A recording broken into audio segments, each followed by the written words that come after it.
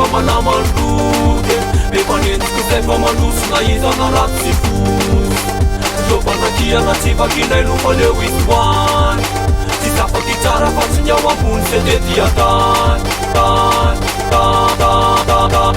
akanga maro tsy vakinambora zay temba fa tsy ataoko ankarany ato na izy eto no anongana ny fahaizana ty efa sadroana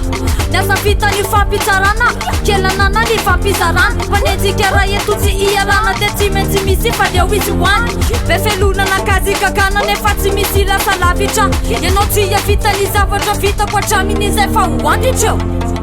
isakisalo zay tsy ty tsy amoko tsy zarako fity misosa milamina fona le fiainako na misy alana tsy misy amtany ampozy defa malina de za manotany fa laifona io tsisy tiranao zany zay tsy mila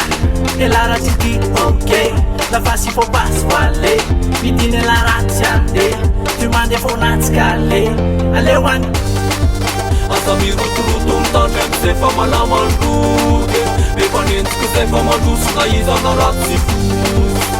zopanakiana tsy vakinay lofaleo isoany tsy safaky tsara fa tsy ny ao ambony zay de dianofara mafy tonetone tsy memotra tsonetsone foazara matoritoretore mianika voatonga ambone ya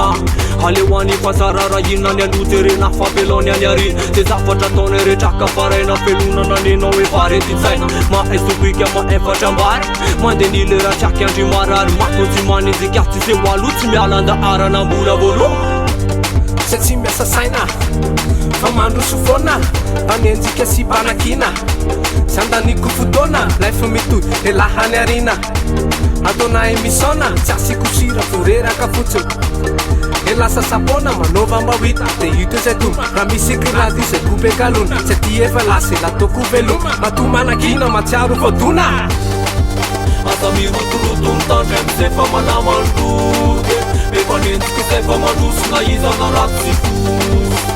zopanakiana tsy vakinay lofaleo isoany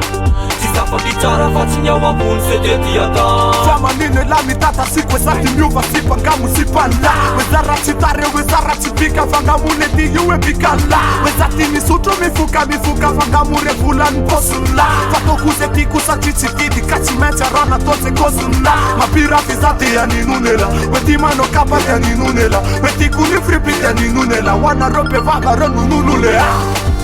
asa mirotoroto mitandry am'izay fa malamandoke befanenjiko zay fa mandosona izana raty sy fosy zopanakiana tsy vakinay lofaleo isoany tsy safaky tsara fa tsy ny ao ambony zay de diatany